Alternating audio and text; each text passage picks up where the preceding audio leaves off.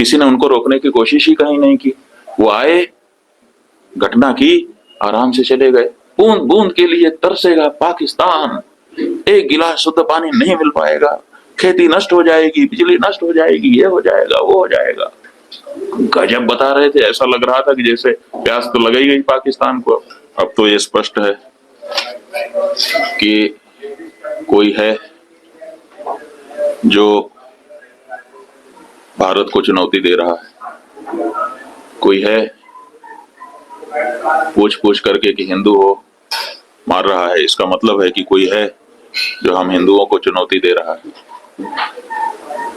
इसलिए भारत देश को चुनौती है तो भारत देश के नेताओं को, हमारी सरकार को उस चुनौती को स्वीकार करके चुनौती देने वालों को सबक सिखाना चाहिए।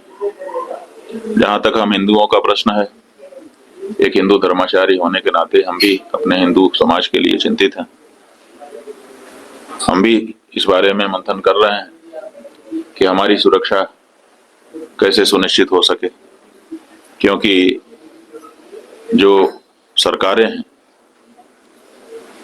वो तो कहीं ना कहीं असफल हो रही हैं। हिंदू होने के नाते हमको मार दिया जाता है, मारने वाला सैकड़ों किलोमीटर से चल के आता है, बड़े बड़े हथियार अपने साथ लिए रहता है, एक नहीं अनेक की संख्या होती है। बाहर आराम से आ जाता है, आराम से घटना करता है, 30-40 मिनट रुक करके लोगों को मारता है, पूछता है, ये करता है, वो करता है, और फिर आराम से चला जाता है। कहाँ से आया कहाँ चला गया पता ही नहीं है। तो ये जो घटना है इसने बता दिया है कि हर हिंदू को अपनी सुरक्षा के लिए अब स्वयं सचेष्ट होने की आवश्यकता है। इसलिए हिंदुओं को इस बारे में चिंतन करने की जरूरत है, और अगर आवश्यकता पड़े तो शस्त्र शास्त्र का अभ्यास भी करना चाहिए और धारण भी करना चाहिए, ताकि आवश्यकता पड़ने पर अपनी रक्षा और अपनों की रक्षा वो कर सकें। नाम और धर्म पूछकर गोली मारी गई है।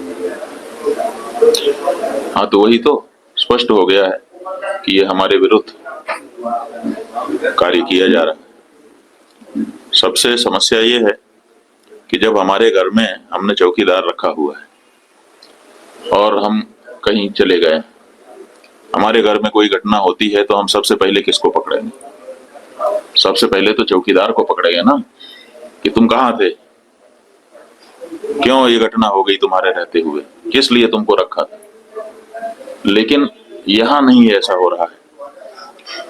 यहाँ जो है कहते तो हैं कि हम चौकीदार हैं, लेकिन चौकीदारी अगर की गई होती, हाँ चौकीदार अगर अपने काम में पक्का होता है तो उसके ऊपर आक्रमण करके उसको कोई मार दे, लेकिन फिर कहा जाता है कि इस चौकीदार ने अपना निभाया। यहाँ तो कुछ पता ही नहीं है, कोई लड़ा ही नहीं उनसे, किसी ने उनको रोकने की कोशिश ही कहीं नहीं की। वो आए, घटना की, आराम से चले गए, कहीं पर उनको कोई बाधा नहीं है। कहाँ है चौकीदार?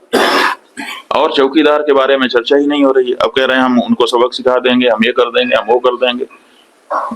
पाकिस्तान की धरती से आए थे।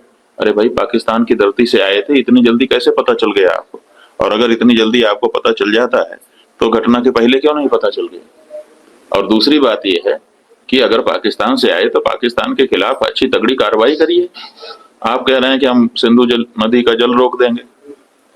आपके पास जल को रोकने या उसको डाइवर्ट करके अपने ही यहाँ अपने ही देश में रख लेने का कोई उपाय ही नहीं है।